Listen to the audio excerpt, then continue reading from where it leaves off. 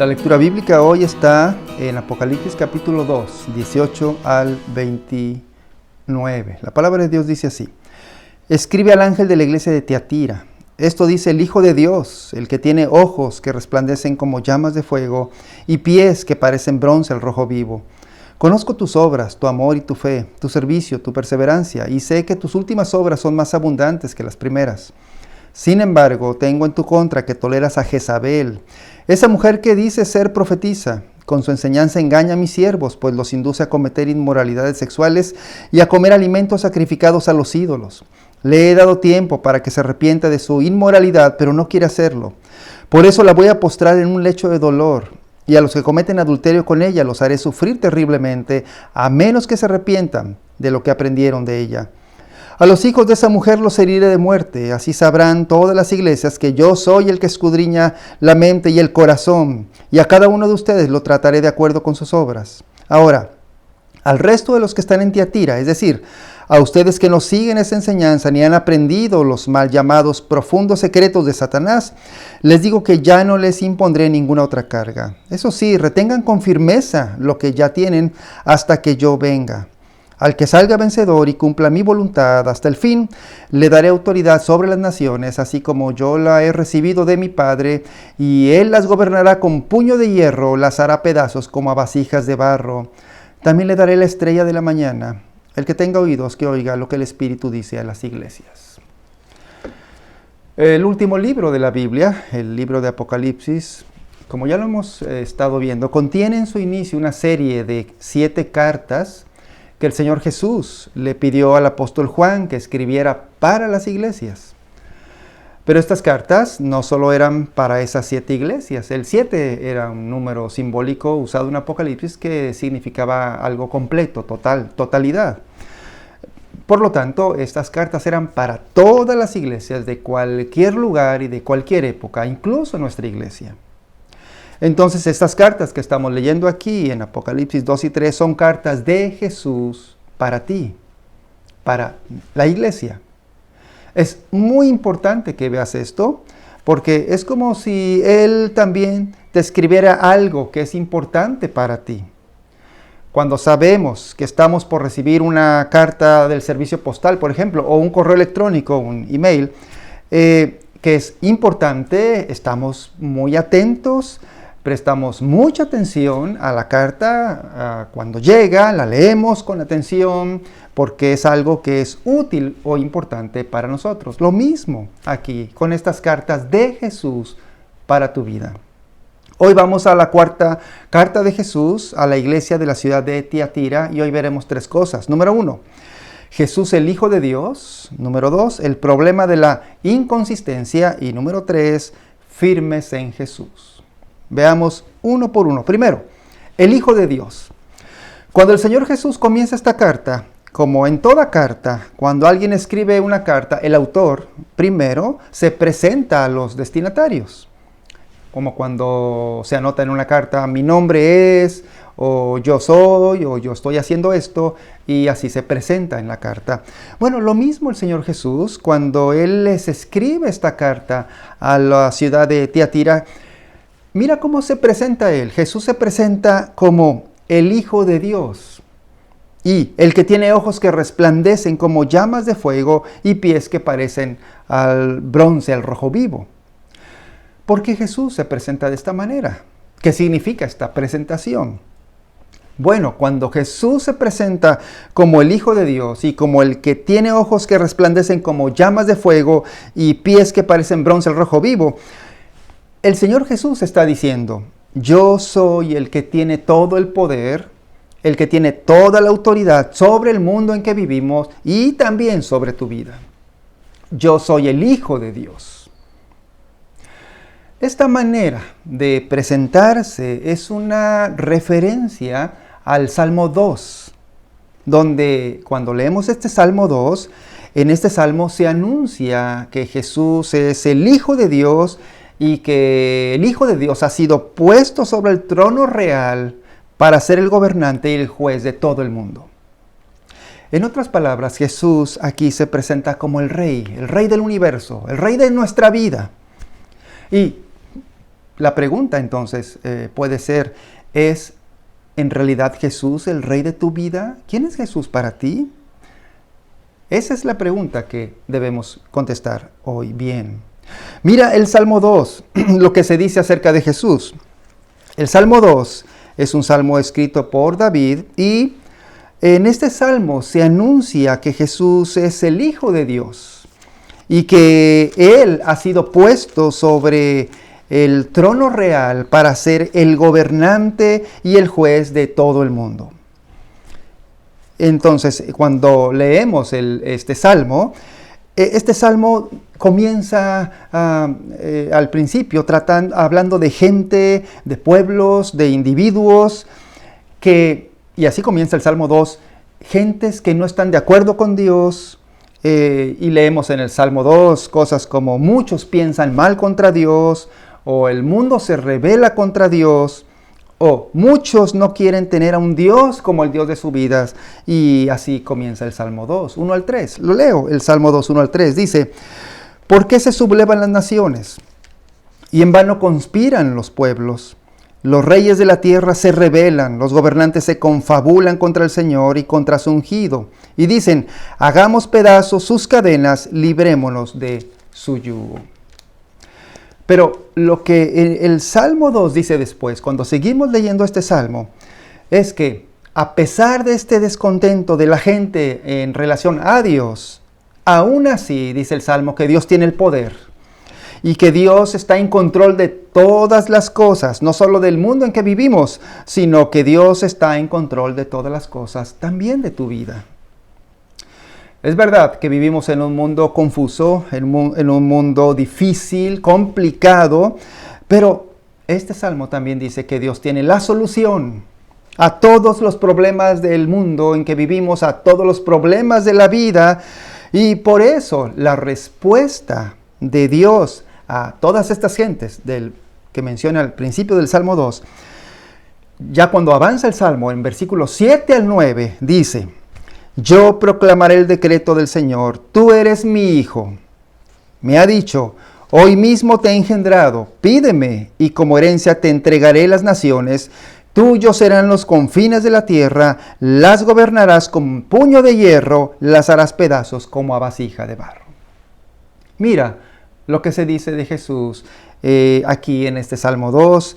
Este Salmo dice que Dios instalará un Rey Salvador, a Jesús, y que de esta manera la rebelión del mundo, el desinterés de la gente hacia Dios será descubierta como una necedad y que su rebelión será destruida en muchos pedazos. Entonces, piensa esto. Si Jesús se presenta de esta manera, como el Hijo de Dios, a la iglesia de Tiatira, es porque esta iglesia y también nosotros necesitaba ver a Jesús de esta manera. La pregunta, ¿por qué Jesús se presenta aquí como el Hijo de Dios? ¿Por qué dice que Él es el que tiene todo el poder para gobernar y para juzgar la tierra? Esto es lo que significa las palabras que dice que tiene ojos que resplandecen como llamas de fuego y pies que parecen bronce al rojo vivo. Es decir, significan que Jesús es el que juzga y gobierna la tierra. Por una razón que había en las personas de esta iglesia. Y puede ser la misma razón que sea en nuestra iglesia, en nuestras iglesias. Y la razón era porque ellos eran muy inconsistentes. Más adelante voy a definir esta palabra. Pero, te repito, lo mismo es para nosotros. El Rey, el Señor Jesucristo, tiene algo que decirnos a todos los que somos inconsistentes. Vamos al punto número 2. Número 2, el problema de la inconsistencia. Cuando seguimos leyendo la carta a Tiatira, vemos que el Señor Jesús menciona esto. Y bueno, espero que no te ofendas si estoy diciendo que Jesús tiene algo que decirnos a los que somos inconsistentes. Pero, ¿qué es la inconsistencia? Bueno, se llama inconsistencia a la ausencia de consistencia. Es correcto, pero el término consistencia a su vez se refiere a la firmeza, a la persistencia, al equilibrio. Aquello que tiene inconsistencia, por lo tanto, carece de solidez, de estabilidad, es lo mismo que ser frágil, endeble, inestable. Puedo mencionar algunos ejemplos de inconsistencia. Por ejemplo, inconsistencia en las personas, inconsistencia en los estudios. Puede ser un caso. ¿Qué sucede? Cuando hay inconsistencia en los estudios, estudias una carrera, comienzas bien el primer semestre, luego pasas al segundo semestre, te empiezan a pesar las materias, luego comienzas a reprobar una materia, 2 materias, pierdes el interés por la carrera y al final del segundo semestre abandonas la carrera. Fuiste inconsistente en tu estudio. Otro ejemplo, inconsistencia en un negocio. Cuando se arranca un nuevo negocio, un nuevo proyecto, pero un día hay que atender otras cosas y se deja el negocio a un lado. Otro día se le dedica menos tiempo al negocio y casi sin darte cuenta se pierde el entusiasmo, no se logra avanzar, se siente culpa, frustración, se abandona el negocio, se termina el negocio. Otra cosa en donde también podemos ser inconsistentes es en el ejercicio. Cuando comienzas a hacer ejercicio, te levantas temprano, trabajas con disciplina, cumples con las rutinas del día, pero dejas de ir un día, luego 2, una semana, pierdes de vista el objetivo, porque entraste al gimnasio, dejas todo, abandonas. Un ejemplo más, inconsistencia en la amistad. Tienes buenos amigos, realizan actividades juntos, salen juntos a divertirse, comienzan después a verse diferencias. Al tiempo ya no es el mismo trato, los dejas de ver, de relacionarte con ellos y ya no hay amistad, se acabó la amistad. Y así la lista puede seguir, inconsistencia en el matrimonio, en un trabajo y la lista sigue y sigue. Pero entonces, ¿qué es lo que estamos viendo aquí? Que las personas que formaban parte de la iglesia de Tiatira eran inconsistentes en la fe en el Señor Jesús, en su relación con Jesús. Ahora, ¿por qué estaba sucediendo esto, esta inconsistencia en relación al Señor? Bueno, y Jesús lo dice, lo sabe, porque alguna persona que estaba en esa iglesia de Tiatira tenía mala influencia en ellos. Y como el Señor Jesús se sabe todas las historias de la Biblia, Él les recordó una historia del Antiguo Testamento acerca de una reina mala que obligaba al pueblo de Dios, a Israel, a cometer muchas clases de pecados y desobediencia a Dios. Esta reina mala se llamaba Jezabel. La historia de Jezabel está en 1 de Reyes, capítulo 16 al 19. Ahí puedes leer toda la historia. Pero resumo la historia. Esta historia dice que cuando el rey Acab, rey de Israel, asciende al trono de Israel, el rey se casó con una mujer llamada Jezabel, quien era una mujer extranjera del país de Sidón. Pero como ella era una mujer extranjera, tenía sus propios dioses de su pueblo. Y la esposa del rey, ya siendo reina, pues se dedicó a levantar templos a sus dioses por todo el país, a su dios Baal, y luego hizo unas imágenes por todo el país de su diosa Acera, y luego contrató a varones del pueblo de Israel para que atendieran la adoración a sus dioses. Se dice ahí en 1 de Reyes que su dios Baal tenía 450 profetas, sacerdotes, varones del pueblo de Israel, del pueblo de Dios. Y que la diosa Acera tenía 400 profetas que también, dice la escritura, se sentaban a la mesa de Jezabel.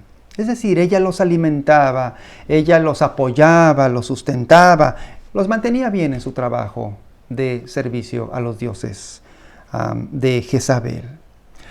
Por esa razón Jesús les recuerda esta historia del Antiguo Testamento y Él les dice algo así como: ustedes también tienen una persona que se parece a la reina Jezabel, que los hace ser inconsistentes en su fe y son llevados a la desobediencia a Dios, a prácticas de vida que son contrarias a la palabra de Dios.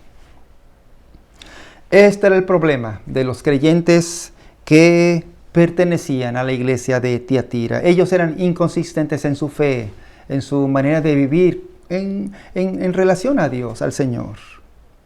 Aun cuando dice el Señor Jesús que eran activos, eran serviciales, pero esa inconsistencia estaba ahí en esa gente.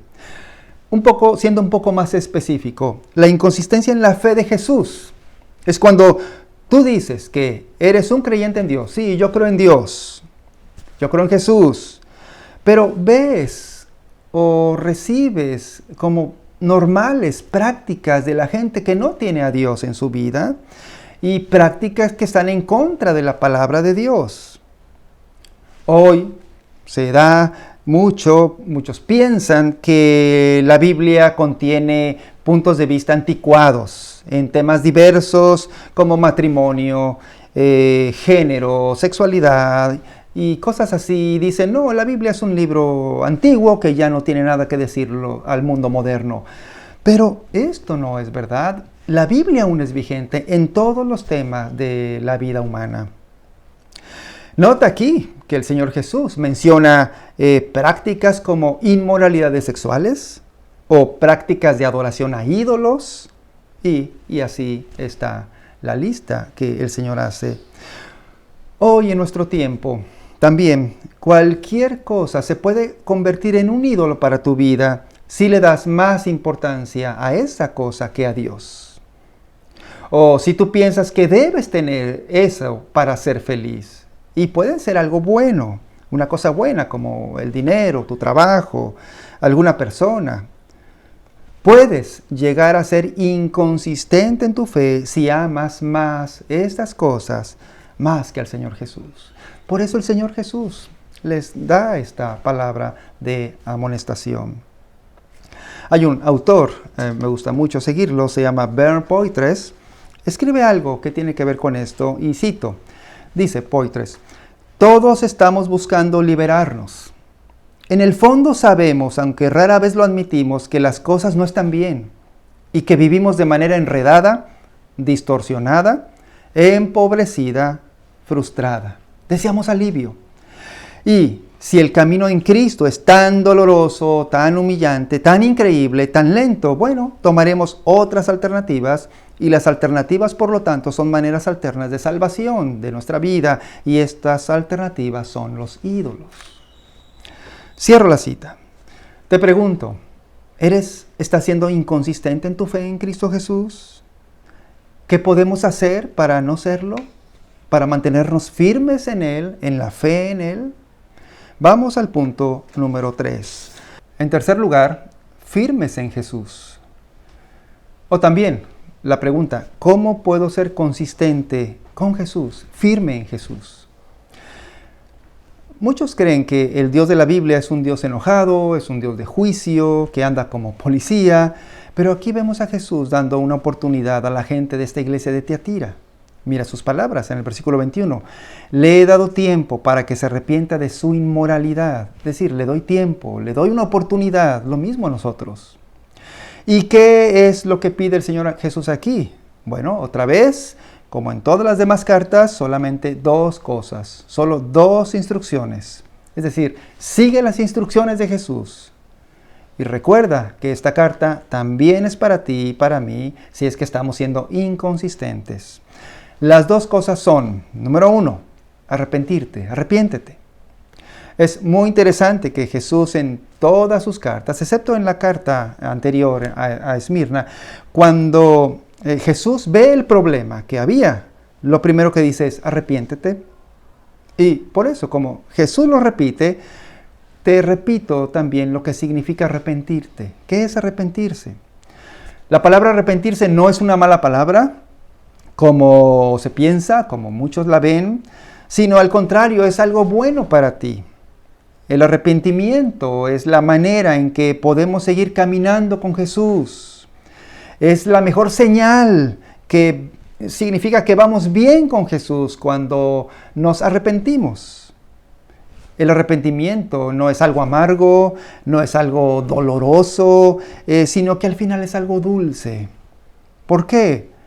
Porque cuando admites que tú fallas con Dios, que tú le fallas a Dios, Dios te perdona y te recibe.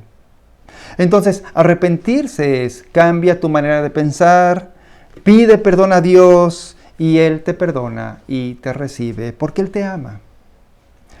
Y entonces, eso es lo primero que Jesús pide, arrepiéntete. Y en segundo lugar, número 2, la segunda instrucción es mira a Jesús. Cuando Jesús termina su carta, adivina qué salmo le cita a esta iglesia. Sí, el Salmo 2.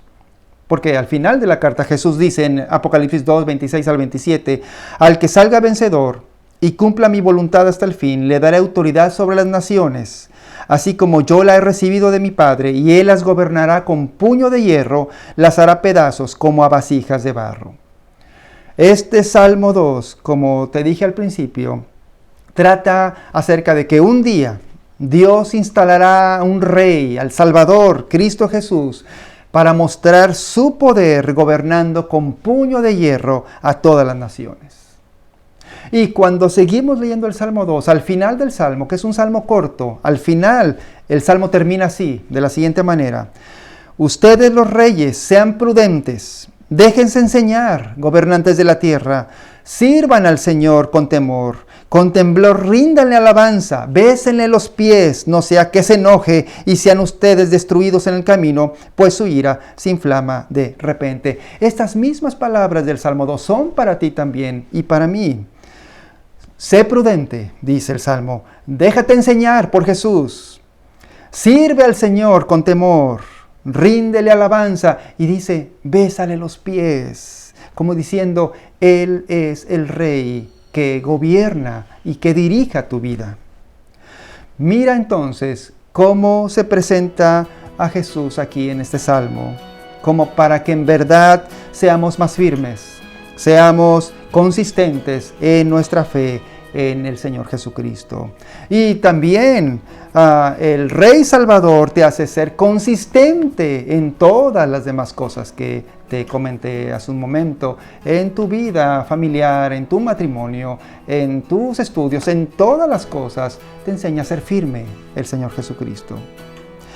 Al final, el Salmo, cuando termina el Salmo 2, termina con estas palabras. Salmo 2:12 dice, dichosos los que en Él, en Jesús, buscan refugio.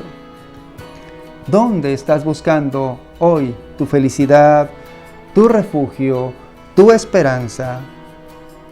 ¿Qué es lo contrario a ser dichoso? Lo contrario a ser dichoso es ser infeliz, desdichado, insatisfecho, inseguro. Pero el Salmo 2 dice, dichosos los que en Él, en Jesús, buscan refugio. ¿Quieres buscar en Jesús tu refugio? No hay otro lugar en donde tú puedas encontrar refugio y salvación para tu vida. Solamente en Cristo Jesús. Vamos a orar. Nuestro Dios y Señor, te pedimos perdón por nuestras inconsistencias, nuestra falta de firmeza, no solo en muchas áreas de nuestra vida, sino contigo, Señor, especialmente. Reconocemos que no somos firmes y no somos persistentes contigo en nuestra fe, en nuestra obediencia. Muchas veces hasta nos olvidamos de ti, no te buscamos. Pero gracias por Jesucristo, el autor de nuestra salvación, de nuestra fe. Queremos buscar en Él nuestro refugio, nuestro apoyo, Señor, hoy y todos los días de nuestra vida. Te lo pedimos en el nombre de Jesús. Amén.